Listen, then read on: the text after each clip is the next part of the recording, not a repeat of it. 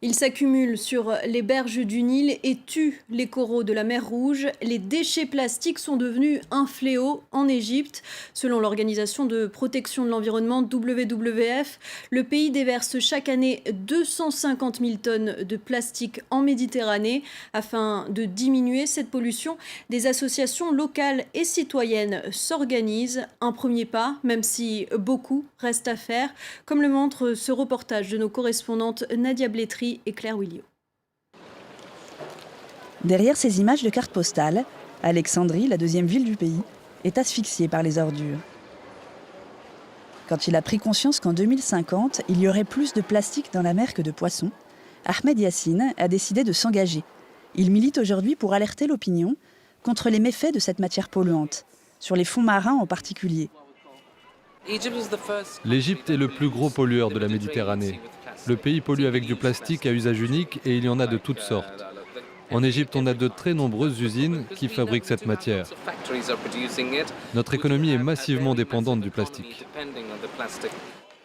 Conséquence, les souks de la ville sont infestés par ces sachets non biodégradables, fabriqués à base de pétrole.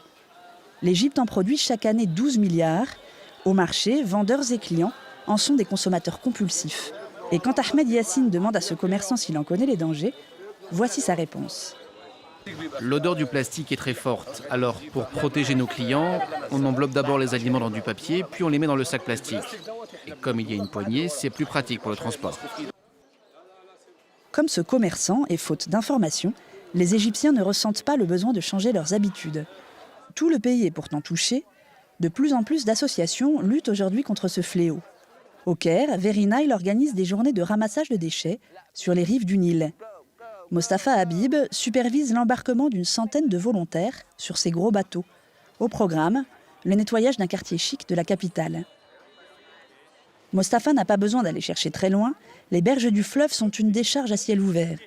Le Nil est pollué et c'est problématique, car l'Égypte en tire plus de 90% de ses ressources en eau. Le Nil, c'est la source de vie de tout le pays. L'eau, la nourriture, les cultures. Je pense que les gens doivent savoir et comprendre que nous devons en prendre soin. Tout le monde devrait réfléchir 1 million de fois avant d'acheter une bouteille en plastique dont on se sert 5 minutes et qui met 350 ans à se décomposer. En un an, Very Nile a collecté 35 tonnes de déchets.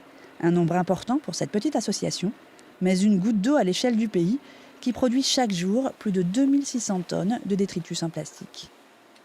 Voilà, c'est la fin d'Express Orient. Merci à vous de nous avoir suivis. Restez sur France 24, l'information continue.